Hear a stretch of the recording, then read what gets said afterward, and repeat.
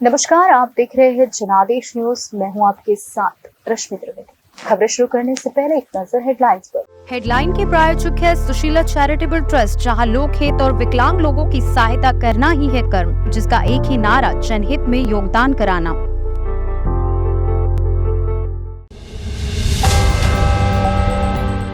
लाल कृष्ण आडवाणी को भारत रत्न दिए जाने की घोषणा पर राजनेताओं ने कुछ ऐसे दी है प्रतिक्रिया। पंजाब के राज्यपाल बनवारी लाल पुरोहित ने दिया इस्तीफा, भगवत मान सरकार से चल रही थी तनातनी। लाल कृष्ण आडवाणी को भारत रत्न देने की घोषणा पर अखिलेश यादव की प्रतिक्रिया, किए ये चौंकाने वाले दावे। भारत रत्न मिलने की सूचना के बाद लाल कृष्ण आडवाणी को बधाई देने का सिलसिला शुरू हो गया है। राजनाथ सिंह ने आडवाणी को राजनीति में शुचिता, समर्पण और दृढ़ संकल्प के प्रतीक बताया। लाल कृष्ण आडवाणी को भारत रत्न से सम्मानित किया जा रहा है। प्रधानमंत्री नरेंद्र मोदी ने शनिवार को घोषणा की कि भारतीय जनता पार्टी यानी भाजपा के वरिष्ठ नेता और पूर्व उप प्रधानमंत्री लाल कृष्ण आडवाणी को देश के सर्वोच्च नागरिक पुरस्कार भारत रत्न से सम्मानित किया जाएगा।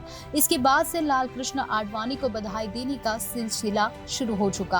राजनाथ सिंह ने आडवाणी को राजनीति में शुचिता, समर्पण और दृढ़ संकल्प के प्रतीक बताया। वहीं नितिन गडकरी ने आजादी के बाद देश के पुनर्निर्माण में आडवाणी जी की अहम भूमिका बताई। रक्षा मंत्री राजनाथ सिंह ने लाल कृष्ण आडवाणी को भारत रत्न दिए जाने पर खुशी जाहिर करते हुए लिखा, हम सबके प्रेरणा स्रोत एवं देश के वरिष्ठ नेता श्रद्धेय लाल कृष्ण आडवाणी जी को भारत रत्न दिए जाने के निर्णय से बड़े हर्ष और आनंद की अनुभूति हुई है। वे राजनीति में सुचिता, समर्पण और दृढ़ संकल्प के प्रतीक है। आडवाणी जी ने अपने लंबे सार्वजनिक जीवन में अनेक भूमिकाओं में देश के विकास और राष्ट्र निर्माण में जो महत्वपूर्ण योगदान किया वह अविस्मरणीय और प्रेरणास्पद है। भारत की एकता और अखंडता को अक्षुण्ण रखने में भी उनकी महती भूमिका रही है। एक राष्ट्रीय नेता के रूप में उन्होंने अपनी विद्वता, संसदीय एवं प्रशासनिक क्षमता से देश और लोकतंत्र को मजबूत किया है। उन्हें भारत रत्न का सम्मान मिलना हर भारतवासी के लिए हर्ष का विषय है। मैं इस निर्णय के लिए प्रधानमंत्री नरेंद्र मोदी को धन्यवाद देता हूँ एवं आडवाणी जी का अभिनंदन करता हूँ। बात करें नितिन गडकरी की, तो नितिन गडकरी ने इस अवसर पर लिखा, देश के वरिष्ठतम नेता और हमारे मार्गदर्शक आदरणीय लाल कृष्ण आडवाणी जी को भारत रत्न की घोषणा अत्यंत सुखद और आनंददायी है। आजादी के बाद देश के पुनर्निर्माण में आडवाणी जी की अहम भूमिका रही है। आडवाणी जी राजनीति में शुचिता के जीवंत उदाहरण है। आडवाणी जी को भारत रत्न घोषित करने के लिए मैं प्रधानमंत्री श्री नरेंद्र मोदी जी को धन्यवाद देता हूँ तथा आडवाणी जी के स्वस्थ और दीर्घायु की प्रार्थना करता हूँ। उत्तर प्रदेश के मुख्यमंत्री योगी आदित्यनाथ ने इस अवसर पर लिखा, भारतीय जनता पार्टी के संस्थापक सदस्य, असंख्य कार्यकर्ताओं के प्रेरणा स्रोत एवं पूर्व उप प्रधानमंत्री आदरणीय श्री लाल कृष्ण आडवाणी जी को भारत रत्न से सम्मानित किए जाने का निर्णय उनके सार्वजनिक जीवन में दशकों की सेवा, प्रतिबद्धता और राष्ट्र की अखंडता के प्रति अटूट प्रतिबद्धता तथा राजनीतिक जीवन में शुचिता व नैतिकता के उच्च मानक स्थापित करने वाले अनेक अद्वितीय प्रयासों को सम्मान प्रदान करने वाला है। राष्ट्रीय एकता और सांस्कृतिक पुनरुत्थान की दिशा में किए गए उनके अथक प्रयास हम सभी के लिए अद्वितीय प्रेरणा के स्रोत है। आदरणीय आडवाणी जी को हार्दिक बधाई। वही बात करते हैं रविशंकर प्रसाद की। भाजपा के कद्दावर नेता और पूर्व उप प्रधानमंत्री लाल कृष्ण आडवाणी को भारत रत्न देने पर बीजेपी नेता रविशंकर प्रसाद ने कहा, हमें बहुत खुशी है कि हमारे माननीय नेता और पूर्व प्रधानमंत्री लाल कृष्ण आडवाणी को भारत रत्न से सम्मानित किया गया है। हम इस निर्णय के लिए प्रधानमंत्री मोदी को धन्यवाद देते हैं, जिन्होंने देश के लोगों और प्रत्येक भाजपा कार्यकर्ताओं को खुश किया है। आडवाणी जी ने इसकी स्थापना में महान भूमिका निभाई। पार्टी बीजेपी की नींव ने इसे आज जहां तक पहुंचाया है। बात करें प्रतिभा आडवाणी की, तो वरिष्ठ भाजपा नेता लाल कृष्ण आडवाणी की बेटी प्रतिभा आडवाणी ने अपने पिता को भारत रत्न दिए जाने पर खुशी जाहिर की। उन्होंने कहा, पूरा परिवार और मैं बहुत खुश है। कि उन्हें देश का सर्वोच्च नागरिक पुरस्कार दिया जा रहा है। वह बहुत खुश है। उन्होंने कहा कि उन्होंने अपना पूरा जीवन देश की सेवा के लिए समर्पित कर दिया। पीएम के साथ साथ देश की जनता को भी धन्यवाद कि जीवन के इस पड़ाव पर उन्हें यह पुरस्कार दिया जा रहा है। बात करते हैं पीयूष गोयल की, तो भाजपा के वरिष्ठ नेता लाल कृष्ण आडवाणी को भारत रत्न देने की घोषणा पर केंद्रीय मंत्री पीयूष गोयल ने कहा, बधाई देता हूँ, नमन करता हूँ और उनकी यानी लाल कृष्ण आडवाणी जी की सेवाओं के लिए धन्यवाद करता हूँ। उन्होंने भाजपा और उससे पहले भारतीय जनसंघ और देश की सेवा में पूरा जीवन दिया है। इसे अच्छे फैसले के लिए प्रधानमंत्री मोदी का हृदय से धन्यवाद करता हूँ।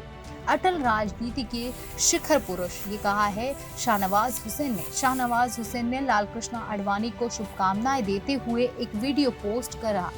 आज असंख्य भाजपा कार्यकर्ताओं के साथ सभी देशवासियों के लिए अत्यंत खुशी का दिन है। राजनीति के शिखर पुरुष, हम सबों के आदर्श और प्रेरणा स्रोत श्रद्धेय लाल कृष्ण आडवाणी जी के देश के सर्वोच्च नागरिक सम्मान भारत रत्न का ऐलान हम सभी को दिल को छू लेने वाला है। यशस्वी प्रधानमंत्री श्री नरेंद्र मोदी जी और भारत सरकार का हार्दिक धन्यवाद।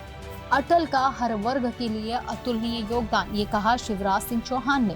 बीजेपी के वरिष्ठ नेता लाल कृष्ण आडवाणी को भारत रत्न दिए जाने की घोषणा पर मध्य प्रदेश के पूर्व सीएम शिवराज सिंह चौहान का कहना है, मैं आज खुशी से भरा हुआ हूँ। लाल कृष्ण आडवाणी जिनके जीवन का हर पल भारत माता की सेवा में बीता है और जो बीजेपी को इस स्थिति तक पहुंचाने में अद्वितीय योगदान जिन्होंने किया, उन्होंने समाज के हर वर्ग के लिए अतुलनीय योगदान दिया और आज उन्हें भारत रत्न से सम्मानित किया जा रहा है। यह एक स्वागत योग्य निर्णय है। मैं इसके लिए पीएम मोदी जी को धन्यवाद देता हूँ। हमने एक सीख ली है लाल कृष्ण आडवाणी की ओर से बहुत कुछ। अरविंद केजरीवाल की बात करें तो दिल्ली के मुख्यमंत्री अरविंद केजरीवाल ने आडवाणी की दीर्घ आयु होने की कामना करते हुए कहा, वरिष्ठ नेता श्री लाल कृष्ण आडवाणी जी को भारत रत्न सम्मान की घोषणा पर उन्हें बहुत बहुत बधाई एवं शुभकामनाएं। ईश्वर से प्रार्थना करता हूँ कि वे सदा स्वस्थ एवं दीर्घायु रहे। आडवाणी जी को बहुत बहुत बधाई दी है कविता के माध्यम से। बीजेपी के वरिष्ठ नेता लाल कृष्ण आडवाणी को भारत रत्न दिए जाने की घोषणा पर बीआरएस एमएलएस के कविता का कहना है कि भारत रत्न दिए जाने पर लाल कृष्ण आडवाणी को बहुत बहुत बधाई। यह अच्छा है कि राम मंदिर भी बन गया और लाल कृष्ण आडवाणी को भारत रत्न से सम्मानित किया गया। बीजेपी का एजेंडा पूरा होता दिख रहा है। एन चंद्रबाबू नायडू की बात करें तो आंध्र प्रदेश के पूर्व मुख्यमंत्री एन चंद्रबाबू नायडू ने कहा, लाल कृष्ण आडवाणी जी को देश के सर्वोच्च नागरिक सम्मान भारत रत्न से सम्मानित होने पर बधाई। आडवाणी जी ने अनुकरणीय कड़ी मेहनत और राष्ट्र के प्रति समर्पण के माध्यम से खुद को प्रतिष्ठित किया है। एक विद्वान और राजनेता, उन्होंने देश के लिए असाधारण योगदान दिया है। मुझे उनके साथ काम करने का सौभाग्य मिला है। उनकी वास्तविक गर्मजोशी और स्नेहपूर्ण स्वभाव हर किसी पर अमिट छाप छोड़ता है। पितृ पुरुष है। जनसंघ के समय से पार्टी को आगे बढ़ाने में आडवाणी जी ने क्या नहीं किया, अटल जी, आडवाणी जी, और खास करके चाहे वो देश के उप प्रधानमंत्री के प्रशासक हो या केंद्रीय मंत्री के रूप में, पार्टी के राष्ट्रीय अध्यक्ष के रूप में, और सांस्कृतिक राष्ट्रवाद की अलग जिन्होंने देश में जगाई रथ यात्रा के माध्यम से। आज पूरी देखिए पार्टी कहां से कहां पहुंच गई। आज प्रभु राम का मंदिर बन गया। तो आडवाणी जी का योगदान देश की राजनीति, राष्ट्र नीति, पार्टी की विचारधारा को गांव तक पहुंचाने में अभूतपूर्व है। इसलिए हम सबों के लिए बहुत ही सौभाग्य की बात है। और देखिए उनका हृदय 95 में उन्होंने स्वयं कहा कि अब अटल जी भारत के प्रधानमंत्री बने, याद है ना? जब जैन हवाला कांड को फंसाया गया, कहा जब तक मैं निर्दोष साबित नहीं होऊंगा मैं लोकसभा इलेक्शन नहीं लड़ूंगा। तो ये सब जो उन्होंने सुचिता, ईमानदारी का पैमाना रखा, बहुत बड़ी बात है। और आज मैं पुनः अपने प्रधानमंत्री का अभिनंदन करूंगा। उन्होंने बहुत बड़ी कहते हैं उपहार दिया है सारे देश को और कार्यकर्ताओं को कि आडवाणी जी को दिया भारत रत्न, तो उनको उचित सम्मान मिला है। हम लोग बहुत खुश हैं और कई मामलों में भारत रत्न का भी सम्मान रहा है। कुछ यादें शेयर करेंगे? पटना आना होता था तो आपके यहाँ भी हुआ थे? हाँ, कई बार रुके हैं। मैं तो उनका वकील भी था जब रथ यात्रा में लालू जी ने गिरफ्तार कर लिया था। तो उन्होंने मुझे बुलाया मसानजोर में चीफ सेक्रेटरी ने कहा कि आपको एक वकील चाहिए, तो मैं रविशंकर को बुलाओ। मैंने कहा मुझे हाई कोर्ट से सिर्फ इतना अनुमति दिला दो कि मैं वीपी सिंह की सरकार के खिलाफ अविश्वास प्रस्ताव में वोट दे सकूं। बाद में जब मैं रामलला का वकील बना तो उन्होंने मुझे आशीर्वाद दिया, जा लड़ो बढ़िया से, आज तो जीत गए, प्रभु राम का भव्य मंदिर बन गया और कई चीजें रथ यात्रा में चल रहे हैं। तो मैंने कहा कुछ खान नहीं, बस चलो। तो ये जो चरायवैती सोच थी, विचारधारा, देश, पार्टी के लिए, ये अपने आप में मील का पत्थर है। उनको बहुत प्रणाम करता हूं। भारत रत्न मिला है, इसके लिए अभिनंदन। आज देश ने अपने एक महान सपूत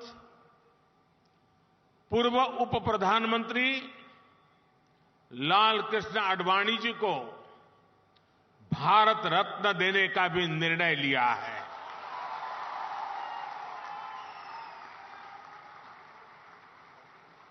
भारत के उप प्रधानमंत्री, गृह मंत्री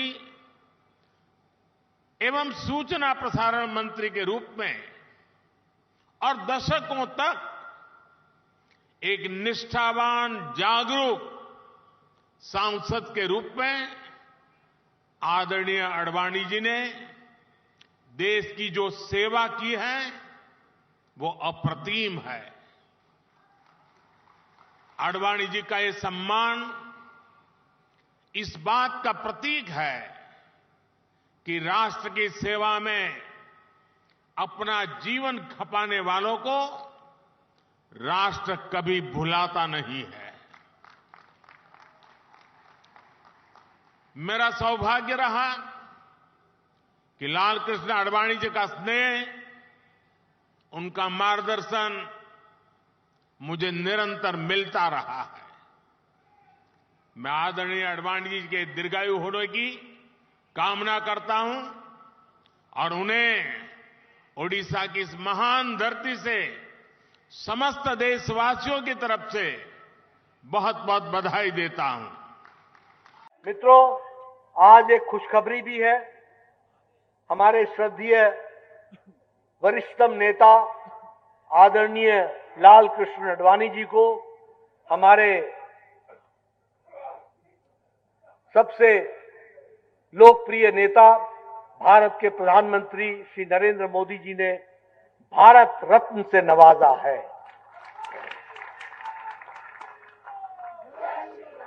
मैं इस सभा से निवेदन करूंगा कि हम सब लोग आदरणीय प्रधानमंत्री जी का जहां धन्यवाद करते हैं, वहीं लाल कृष्ण आडवाणी जी को भारत रत्न मिलने पर उनको हार्दिक बधाई भी देते हैं, ये मैं जरूर कहूंगा।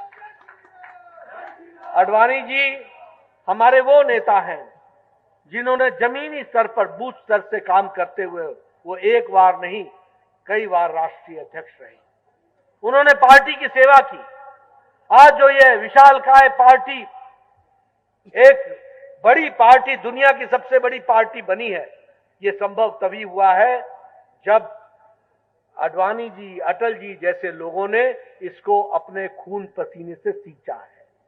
आज प्रधानमंत्री मोदी जी, हमारे सबसे यशस्वी प्रधानमंत्री आदरणीय मोदी जी ने जो भारत रत्न से आडवाणी जी को आज नवाजा है, उसके लिए मैं प्रधानमंत्री जी को धन्यवाद देता हूं और मैं अपनी ओर से नहीं, आप सब की ओर से उनको धन्यवाद देता हूं और आप सब की ओर से आडवाणी जी को हार्दिक कोटि कोटि बधाई दे। श्रद्धेय आडवाणी जी एक व्यक्ति नहीं, संस्था है। उनके जीवन का हर एक क्षण भारत माता के चरणों में उन्होंने समर्पित किया है और पूरे देश को इस स्थान तक पहुंचाने में उनका अतुलनीय योगदान है। सारा देश गदगद और प्रसन्न है कि आज उन्हें भारत रत्न से सम्मानित किया जा रहा है। आडवाणी जी का अभिनंदन और प्रधानमंत्री जी को हृदय से बहुत बहुत धन्यवाद, उनका आभार। हम जैसे कार्यकर्ता सब अत्यंत प्रसन्न हैं। बीजेपी के वरिष्ठ नेता लाल कृष्ण आडवाणी को भारत रत्न देने की घोषणा पर समाजवादी पार्टी प्रमुख अखिलेश यादव ने प्रतिक्रिया दी है। उन्होंने इस संदर्भ में चौंकाने वाला दावा किया है। सपा प्रमुख ने भारत सरकार के इस फैसले को चुनाव से जोड़कर टिप्पणी की है। जी हां, पूर्व सीएम ने कहा यह भारत रत्न अपने वोट को बांधने के लिए दिया जा रहा है। अखिलेश यादव ने कहा कि भारत रत्न सम्मान में नहीं दिया जा रहा, बल्कि वोट को बांधने के लिए दिया जा रहा है। बलरामपुर पहुंचे अखिलेश ने योगी सरकार पर भी हमला बोला।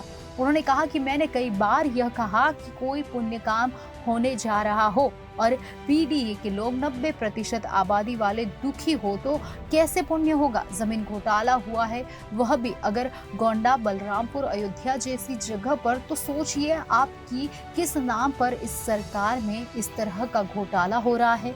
सपा प्रमुख ने कहा कि बीजेपी को चिंता इस बात की करनी चाहिए कि उनके सांसदों की परफॉर्मेंस क्या है। उत्तर प्रदेश, दिल्ली की सरकार उनकी रही, कहीं भी उन्होंने कोई कारखाना लगवाया हो तो बता दे। 40 लाख करोड़ का अगर इन्वेस्टमेंट यूपी में आ रहा हो तो बलरामपुर, गोंडा में निवेश क्यों नहीं आ रहा है। उन्होंने कहा कि यह जो बेरोजगार इजराइल जा रहे हैं और अग्निवीर के लोग कपड़े उतार कर आंदोलन कर रहे हैं, इनसे कैसे बीजेपी बच पाएगी। और यह जो नई आवाज उठी है पीडीए वाली, 90% लोग इसमें शामिल है, तो भारतीय जनता पार्टी कैसे बचेगी। बलरामपुर में सपा के नेता रहे एसपी यादव को श्रद्धा सुमन अर्पित करने पहुंचे अखिलेश ने कहा, एसपी यादव जी लोकप्रिय नेता थे, वह जीवन भर गांव गरीब किसान के लिए संघर्ष करते रहे। समाजवादी पार्टी के वो संस्थापक नेता थे, हम लोगों ने उन्हें खोया है। हमारी पार्टी और इस परिवार की बहुत क्षति हुई है। देखिए, ये पीडीए गठबंधन 90% लोगों का है, जिसमें पिछड़े, दलित भाई, अगड़े, आदि आबादी और अल्पसंख्यक में मुसलमान भाई, चाहे बौद्ध हो, जैन हो, सभी लोगों को शामिल किया है। और ये 90% लोग इस सरकार के खिलाफ हैं। जिस तरीके से भ्रष्टाचार, महंगाई और जिस तरीके का सरकार में कानून व्यवस्था चौपट हुई है, 90% लोग इन सरकार के खिलाफ हैं। अखिलेश जी, आपको आपको बतौर प्रधानमंत्री देखना चाहते हैं, क्या सही मौका है? देखिए, कौन वहाँ बनेगा, कौन पहुँचेगा, ये सवाल नहीं है। बीजेपी उत्तर प्रदेश से हटे, ये सबसे बड़ा सवाल है। ओवैसी जी को इंडिया गठबंधन में ये जो बेरोजगार इजराइल जा रहे हैं, ये जो बेरोजगार इजराइल जा रहे हैं और जो बेरोजगार इजराइल जा रहे हैं और जो अग्निवीर के लोग कपड़े उतार के आंदोलन कर रहे हैं, इनसे कैसे बीजेपी बच पाएगी। और ये जो नई आवाज उठी है पीडीए वाली, इसमें पीड़ित, दुखी, अगड़े भी हैं, ये ना भूलें अपने आप को। जो पीड़ित हैं, दुखी, अगड़े वो भी हैं, और पिछड़े, दलित, अल्पसंख्यक, आदिवासी भाइयों का ये समूह है और आदि आबादी के साथ आगे बढ़ रहे हैं। तो 90% लोग इस पीडीए में शामिल हैं, तो भारतीय जनता पार्टी कैसे बचेगी। भैया ये बताइए, आप पूछोगे मैं बताऊं? हैं? क्या मैं अपने पत्रकार साथियों का धन्यवाद देना चाहता हूं। और अभी मुझे जानकारी मिली है, मैं आप लोगों को ब्रेकिंग न्यूज़ देना चाहता हूं। भारतीय जनता पार्टी अपने सभी सांसदों की टिकट काटने जा रही है, एक के सिवाय, और वो भी जो एक हैं वो भी अपनी सीट बदलने की सुना है, सीट बदलना चाहते हैं। पंजाब सरकार और राज्यपाल बनवारी लाल पुरोहित के बीच चल रही गर्मागर्मी के बीच आज पंजाब के राज्यपाल ने बनवारी लाल पुरोहित ने इस्तीफा दे दिया है। उन्होंने अपना इस्तीफा राष्ट्रपति को भेजते हुए कहा, उन्होंने लिखा कि अपने व्यक्तिगत कारणों और कुछ अन्य प्रतिबद्धताओं के कारण मैं पंजाब के राज्यपाल और प्रशासक केंद्र शासित प्रदेश चंडीगढ़ के पद से अपना इस्तीफा देता हूँ। कृपया इसे स्वीकार करें। बता दें कि बनवारी लाल पुरोहित साल 2021 में पंजाब के 36वें राज्यपाल बने थे। उन्होंने अंग्रेजी में शपथ ली थी। शपथ के दौरान वहां पर हरियाणा के राज्यपाल बंडारू दत्तात्रेय, पंजाब के मुख्यमंत्री अमरिंदर सिंह और हरियाणा के मुख्यमंत्री मनोहर लाल खट्टर मौजूद थे। पंजाब से पहले साल 2017 से 21 तक वो तमिलनाडु के राज्यपाल थे और इससे पहले असम के राज्यपाल थे। बनवारी लाल पुरोहित 3 बार नागपुर से सांसद रह चुके हैं। पिछले कुछ दिनों से पंजाब के गवर्नर और सीएम दोनों के बीच तनातनी का माहौल बना हुआ है। 2 दिन पहले ही पंजाब के सीएम भगवंत मान ने कहा कि राज्यपाल हमें तंग कर रहे हैं। लोकतंत्र में इलेक्टेड राज चल रहा है, लेकिन कुछ लोगों को सिलेक्टेड राज की आदत पड़ गई है। इससे पहले भी भगवंत मान पंजाब के गवर्नर पर तंज कस चुके हैं। कई मामलों में दोनों के बीच इतने मतभेद हुए कि पंजाब के सीएम सुप्रीम कोर्ट तक चले गए। 8 अप्रैल 2024 को एक महत्वपूर्ण खगोलीय घटना होगी। मैक्सिको, अमेरिका और कनाडा के कुछ हिस्सों में पूर्ण सूर्य ग्रहण दिखाई देगा। वहीं पूरे उत्तरी अमेरिका में कम से कम आंशिक सूर्य ग्रहण दिखाई देगा। सूर्य को चंद्रमा जब पूरी तरह से ढक लेगा तो यह समग्रता कहलाता है। इसका अधिकतम समय 4 मिनट 28 सेकंड का होगा। इसके बाद सूर्य का कुछ हिस्सा फिर से धीरे धीरे दिखाई देने लगेगा। यह सूर्य ग्रहण काफी लंबा चलेगा, लेकिन क्या यह सबसे लंबा है? वैज्ञानिकों के मुताबिक यह सूर्य ग्रहण के रिकॉर्ड के आसपास भी नहीं है। ऐसे में सबसे लंबा सूर्य ग्रहण कौन सा था और भविष्य में आखिर कितना लंबा सूर्य ग्रहण हो सकता है? नासा की गणना के मुताबिक सूर्य ग्रहण की सबसे लंबी अवधि 15 जून 743 ईसा पूर्व की थी, जब यह 7 मिनट 28 सेकंड का था। अफ्रीका में केन्या और सोमालिया के तट पर हिंद महासागर में यह लगा था। इतना लंबा ग्रहण होने का कोई रिकॉर्ड नहीं है। कम से कम पिछले कई हजार वर्षों में ऐसा नहीं हुआ, लेकिन अब से 150 साल बाद हम लगभग उस सीमा के करीब पहुंच सकते हैं। भविष्य में होने वाले सूर्य ग्रहण की गणना की गई है। गणना के मुताबिक 16 जुलाई 2186 में सूर्य ग्रहण के फ्रेंच गुयाना के तट से अटलांटिक महासागर को पार करने का अनुमान लगाया गया है। परिणाम स्वरूप कुल 7 मिनट 29 सेकंड तक इसके चलने की भविष्यवाणी की गई है। एक्लिप्स 2024 के ग्रहण विशेषज्ञ डैन ने कहा कि 2186 के ग्रहण के दौरान चंद्रमा की छाया पृथ्वी के केंद्र के ऊपर होगी। चंद्रमा करीब होने के कारण वास्तव में बड़ा होगा, वही सूर्य अपेक्षाकृत दूर होने के कारण छोटा होगा। सभी चीजें एक साथ मिलकर 2186 के ग्रहण को सबसे लंबा बनाएगी। 8 अप्रैल को लगने वाला है सूर्य ग्रहण। कई वजह से ये खास है। इस खगोलीय घटना के दौरान सूर्य अपने इक्विलिब्रिटी के चरम पर होगा। नासा के मुताबिक सूर्य ग्रहण पूरे उत्तर अमेरिका में दिखाई देगा। 2017 के बाद यह अमेरिका में पहला पूर्ण सूर्य ग्रहण है। सबसे पहले मैक्सिको में प्रशांत तट पर सुबह 11:07 पर यह दिखेगा। अमेरिका के 13 राज्य में यह दिख पाएगा। पूनम पांडे की मौत की खबर ने हर किसी को हैरान कर दिया था। अब इसका सच सामने आ गया है। पूनम जिंदा है और उन्होंने एक वीडियो शेयर कर खुद इस कहानी के पीछे का सच बताया है। पूनम ने ये भी बताया कि उन्हें इस तरह का स्टंट क्यों करना पड़ा और इसके पीछे क्या वजह थी। पूनम पांडे के कथित निधन की खबर ने हर किसी को शॉक कर दिया था।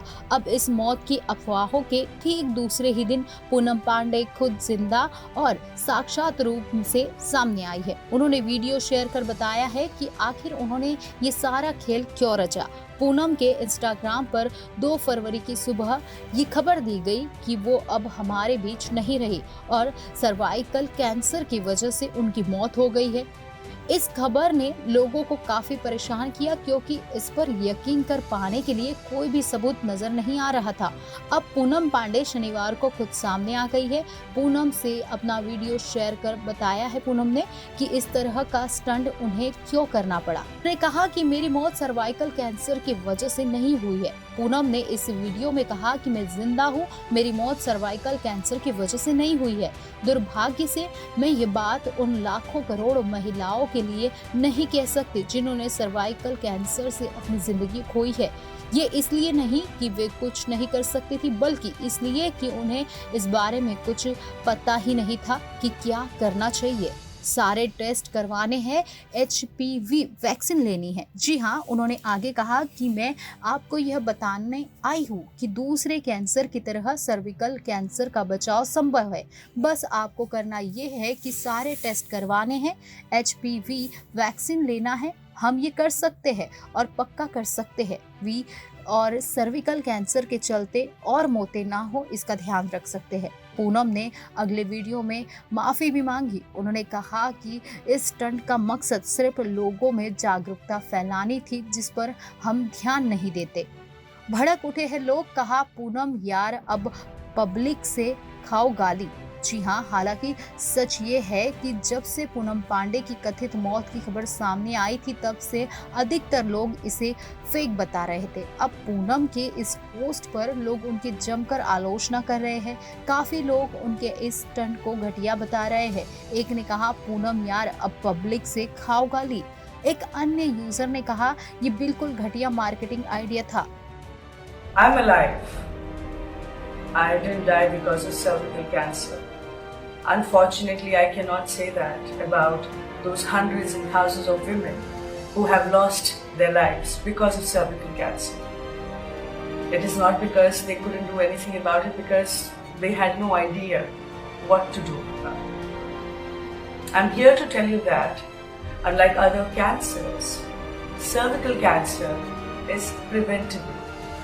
All you have to do is you have to get your tests done and you have to get HPV vaccine. We can do all this and more to make sure there is no more life lost to this disease. देश की सबसे बड़ी सरकारी bank SBI ने आज दिसंबर तिमाही के नतीजे घोषित कर दिए। बैंक का स्टेट अलोन प्रॉफिट अक्टूबर दिसंबर तिमाही में 35% की गिरावट के साथ 9,164 करोड़ रुपए रहा। पिछले साल समान तिमाही में बैंक को 14,205.34 करोड़ रुपए का प्रॉफिट हुआ था। बैंक ने कहा कि 7,100 करोड़ रुपए के वन टाइम एक्सेप्शनल आइटम की अकाउंटिंग के कारण उसका प्रॉफिट गिरा है। पिछले साल दिसंबर तिमाही में बैंक को ब्याज से 86,616.04 करोड़ रुपए की इनकम हुई थी। दिसंबर तिमाही में बैंक ने 66,918 करोड़ रुपए का ब्याज चुकाया। इस तरह बैंक की नेट इंटरेस्ट इनकम 38,816 करोड़ रुपए रही। यह पिछले साल के मुकाबले 4.59% अधिक है। दिसंबर तिमाही में बैंक का ऑपरेटिंग प्रॉफिट 20,336 करोड़ रुपए रहा। बैंक ने शेयर मार्केट को दी गई जानकारी में कहा कि फाइनेंशियल ईयर 2024 के पहले 9 महीनों में स्टैंड अलोन नेट प्रॉफिट 20.40% बढ़कर 40,378 करोड़ रुपए रहा। पिछले साल समान अवधि में यह 33,538 करोड़ रुपए रहा। SBI ने शेयर बाजार को दी सूचना में कहा कि दिसंबर 2023 को समाप्त तिमाही में उसकी कुल आमदनी बढ़कर 1,18,193 करोड़ रुपए रही, जो बीते वर्ष की समान तिमाही में 98,084 करोड़ थी। बैंक की ब्याज आय समीक्षाधीन तिमाही में बढ़कर 1,06,734 करोड़ रुपए हो गई, जो बीते वित्त वर्ष की समान तिमाही में 86,616 करोड़ रुपए थी। दिसंबर 2023 के अंत तक बैंक की सकल गैर निष्पादित संपत्ति यानी NPA घटकर सकल ऋण का 2.42% हो गई, जो एक साल पहले 3.14% थी। इसी तरह तीसरी तिमाही के अंत में शुद्ध NPA भी घटकर 0.64% हो गया, जो पिछले साल 0.77% था। एकीकृत आधार पर SBI समूह का शुद्ध लाभ दिसंबर 2023 तिमाही में 29% गिरकर 11,064 करोड़ रुपए रह गया, जो बीते वर्ष की समान तिमाही में 15,477 करोड़ रुपए था। हालांकि कुल आमदनी समीक्षाधीन तिमाही में बढ़कर 1,53,072 करोड़ रुपए हो गई, जो बीते वर्ष की समान तिमाही में 1,27,219 करोड़ रुपए थी। दिसंबर 2023 तिमाही में बैंक ने SBI pension fund private limited में SBI कैपिटल मार्केट्स लिमिटेड यानी SBI CAPS की पूरी 20% हिस्सेदारी का अधिग्रहण कर लिया। इसके साथ ही SBI pension funds private limited में बैंक की हिस्सेदारी 60% से बढ़कर 80% हो गई। यह सौदा 229.52 करोड़ रुपए में सरकार डीप फेक को लेकर काफी सख्त रुख अपना रही है। सरकार ने सोशल मीडिया प्लेटफॉर्म से डीप फेक कंटेंट की पहचान कर उन्हें हटाने का निर्देश दिया है। केंद्र सरकार का कहना है कि ऐसा नहीं होने पर सरकार की ओर से सोशल मीडिया प्लेटफॉर्म पर एक्शन लिया जाएगा। सरकार ने इस बात पर भी जोर दिया है कि सोशल मीडिया प्लेटफॉर्म को डीप फेक वाली गलत सूचनाओं की पहचान करनी चाहिए और उन्हें हटा देना चाहिए, अन्यथा कानूनी कार्रवाई का सामना करने के लिए तैयार रहना चाहिए। हाल ही में अभिनेता अक्षय कुमार की भी एक डीप फेक स्कैंडल का वो शिकार हुए थे। एक छेड़छाड़ किए गए वीडियो में कुमार सुपरस्टार को एक गेमिंग ऐप का प्रचार करते हुए दिखाया गया था, जबकि वास्तव में अभिनेता ने कभी भी ऐसी किसी गतिविधि के प्रचार में भाग नहीं लिया है। इलेक्ट्रॉनिक्स एवं आईटी राज्य मंत्री राजीव चंद्रशेखर ने राज्यसभा में एक प्रश्न का उत्तर देते हुए कहा कि गलत सूचना और डीप फेक उन नुकसानों में से है जो एआई का प्रत्यक्ष परिणाम है। मंत्री ने कहा, आईटी नियम 2021 सोशल मीडिया मध्यस्थों और प्लेटफॉर्मों सहित बिचौलियों पर विशिष्ट कानूनी दायित्व डालता है ताकि सुरक्षित और विश्वसनीय इंटरनेट के प्रति उनकी जवाबदेही सुनिश्चित की जा सके, जिसमें निषिद्ध गलत सूचना, स्पष्ट रूप से गलत जानकारी और डीप फेक को हटाने की दिशा में उनकी त्वरित कार्रवाई भी शामिल है। आईटी नियम 2021 में प्रदान किए गए कानूनी दायित्वों का पालन करने में प्लेटफॉर्मों की विफलता के मामले में वे आईटी अधिनियम की धारा 79 के तहत अपनी सुरक्षित आश्रय सुरक्षा को खो देते हैं और किसी भी कानून के तहत प्रदान की गई परिणामी कार्रवाई का अभियोजन के लिए उत्तरदायी होंगे।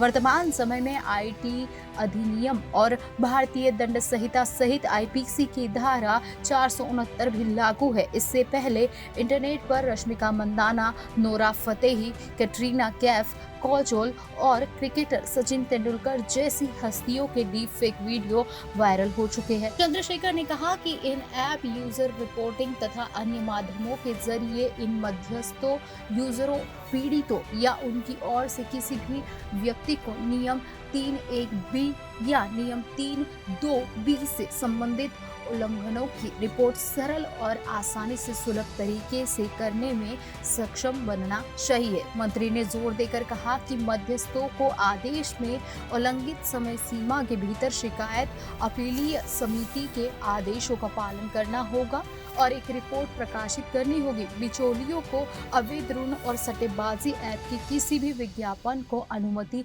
न देने के लिए अतिरिक्त उपाय करने चाहिए।